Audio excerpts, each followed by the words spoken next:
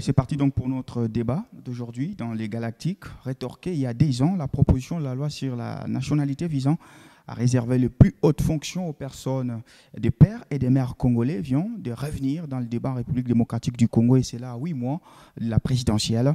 Et quelle analyse faire de la loi dite loi Tchani, portant les noms donc de son auteur?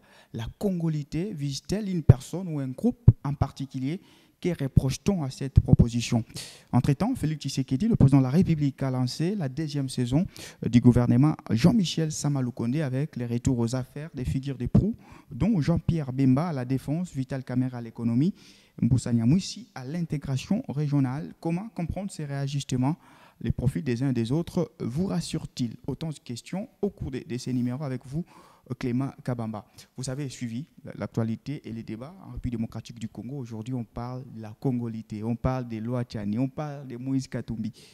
Comment, déjà, d'une manière un peu générale, vous, du côté de Moïse Katumbi, vous vous sentez visé par cette proposition de loi? Je crois, vous l'avez bien annoncé, qu'en 2021, déjà, cette proposition de loi avait fait un tollé au niveau du pays. Beaucoup de personnalités y avaient réagi, ainsi que la population elle-même, par différents groupes, que ce soit des partis politiques ou de regroupements sociaux culturels, donc, et même de mouvements des jeunes. En tout cas, beaucoup de gens, ou l'opinion de manière générale, s'était opposée à cette proposition de loi. Mais qu'est-ce qui fait que cette proposition de loi refasse surface aujourd'hui? Je crois que les motivations, il y en a beaucoup. Et nous sommes au cours d'une année électorale. Et donc, les prétentions électoralistes des uns et des autres sont parmi la raison principale de que cette proposition de loi puisse revenir avec force. Alors, la question, c'est pourquoi vous vous sentez plus visé que les autres? Nous nous sentons visés parce qu'elle est effectivement taillée sur mesure pour pouvoir écarter notre leader, principalement parce que c'est la personne qui, parmi celles qui sont visées par cette proposition de loi, qui veut briguer la magistrature suprême dans ce pays. C'est pourquoi nous insurgeons contre cette proposition de loi en disant on n'a jamais eu besoin de ces genres de lois parce que ça vise à mettre de côté des gens. Or, la Constitution, déjà, dans son article 10, est claire par rapport à la nationalité. Donc, il n'y a pas lieu de pouvoir mettre les uns et les autres en marge de ces processus parce qu'on veut tout simplement ne pas se faire écraser par la force qu'incarne Moïse Katumbi. De toute façon, l'auteur de cette proposition, il n'est pas de l'Union sacrée de manière officielle. Donc, je ne vois pas en quoi il jouerait politiquement, nous savons comment ça se passe. Et même si, officiellement, il ne peut pas se revendiquer être de l'Union sacrée, mais nous savons qu'il y a des tireurs de ficelles derrière cette proposition de loi. Et c'est d'ailleurs la raison pour laquelle sa présentation au niveau de l'Assemblée et même sa programmation au cours de cette session n'a pas connu de difficultés. Il n'y a pas eu d'obstacle. C'est parce que l'Union sacrée est majoritaire. Oui, l'Union sacrée. Pourquoi l'Union sacrée embrasse ça à cœur joie? C'est qu'il y a ce qu'ils recherchent. Et évidemment, c'est là le sens de ces partenariats entre Noël Tchani et l'Union sacrée. Donc, leur mariage est scellé. Clément Kabamba, dans le bon sens, dans l'esprit, si aujourd'hui Moïse Katumbi n'était pas dans cette configuration-là, de se faire viser par la loi, dans l'esprit de cette proposition, vous ne trouvez pas qu'elle est quand même une meilleure idée pour un tout petit peu asseoir la fonction président de la République? Malheureusement, c'est ça le piège. Okay. Le piège, c'est que, vous savez, comme on dit, tout ce qui brille n'est pas or. Et c'est ça le piège, effectivement, que l'on a tendu à toute la communauté congolaise, parce qu'on présente une autre face de cette proposition de loi, où l'on pense sécuriser la fonction présidentielle et ne la préserver qu'à ceux qui sont nés de père et de mère. Mais quel est le péché qu'a commis celui qui est né d'un parent congolais? Quel est le péché qu'il a commis pour ne pas accéder à la magistrature suprême? Et l'auteur lui-même, Noël Tchani, Oui. vous dit principalement que c'est pour raison de loyauté au pays, parce que il ne faudrait pas que quelqu'un se retrouve dans une sorte d'obstacle quand il est confronté à une situation très délicate. Il doit se décider pour la RDC ou un autre pays. Mais si c'est pour ces raisons de loyauté, mais qui a dit que celui qui est né d'un para-congolais et un autre étranger ne peut pas revendiquer dans sa manière d'examiner les choses, principalement préserver les intérêts de la RDC?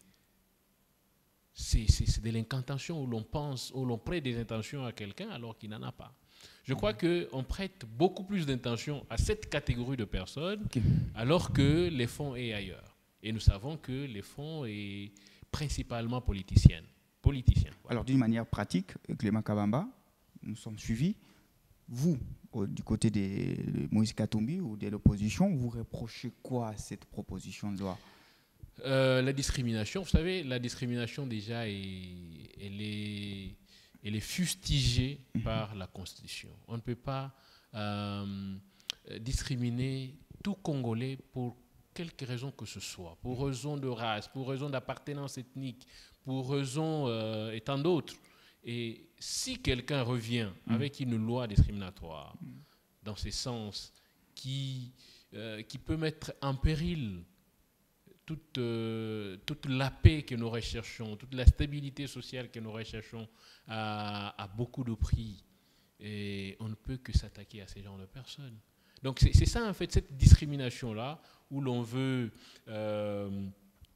mettre de côté ceux que l'on pense qu'ils ne sont pas congolais purs, ouais, justement. Et les autres, on les met pensant qu'ils sont congolais purs, et eux, ils doivent avoir tout l'avantage qu'il faut pour accéder à la magistrature suprême. C'est ça qu'on reproche principalement. Parce que là, vous serez maintenant appelé à faire des débats au niveau de l'Assemblée. Et ça sera ça votre moyen de défense. Dire non, c'est une loi discriminatoire. Mais la Constitution est claire. Oui. La Constitution est claire par rapport à la discrimination des citoyens. Et vous savez que même par rapport à la nationalité elle-même, c'est vrai que notre Constitution est claire là-dessus. Oui. Elle dit que la nationalité congolaise est une exclusive. Tout à fait. Mais vous êtes sans ignorer que dans l'histoire récente, parce qu'il n'y a pas plusieurs décennies, qu'il y a eu un moratoire par rapport à la question des nationalités, qui avait été d'ailleurs voté au niveau de l'Assemblée nationale. Pourrons-nous rouvrir ces débats pour que ça soit traité de manière beaucoup plus officielle? Je crois que la boîte à Pandore... Il avait qualifié ça de boîte à Pandore. Oui, je crois que la boîte à Pandore, personne ne voudra la réouvrir à un moment donné. Bien qu'on joue à des petits malins, pensant que ramener à la surface cette proposition de loi, c'est mettre de côté Moïse Katumbi et qu'eux se trouveraient en sécurité. Ou alors, il faut qu'on traite les questions de la nation, on ne doit pas le traiter avec beaucoup d'émotion, avec état d'âme. Il faut qu'à un moment donné, s'il faut traiter des questions de manière définitive, on les traite et qu'on vote de lois et des lois impersonnelles, pas de lois qui visent des gens. D'accord. Moïse Katumbi n'a pas été cité ouvertement par... On ne les citera pas, certainement. C'est là, parce qu'il fallait quand même que cette proposition respecte l'aspect de l'impersonnalité, la référence de la boîte de Pandore d'Olivier Kamitatou. Maintenant, Clément Kabamba, aujourd'hui, cette loi, sûrement, va connaître sur son débat, et vous allez vous appuyer sur vos forces. Est-ce que vous êtes conscient du danger que cela représente en étant minoritaire quand même de votre côté à l'Assemblée nationale? Vous savez, nous sommes face à une majorité autoritariste, une majorité qui veut s'imposer en écrasant totalement la minorité, même si la raison est du côté de la minorité. Est-ce que vous pensez que c'est une punition qu'on vous afflige pour avoir quitté l'Union sacrée? Mais l'Union sacrée, qu'est-ce que ça représente? Est-ce que l'Union sacrée travaille pour l'intérêt de la RDC? Vous y étiez il y a quelques mois. Pour l'intérêt de la République. Vous y étiez il y a quelques mois. Évidemment. Oui. Mais quand les intérêts de la nation ne sont plus pris en compte, on a un choix à faire. Et Moïse Katumbi a fait un choix. Et comme vous le savez, il a toujours été du côté de la population. Et c'est de ces côtés-là qu'il a choisi.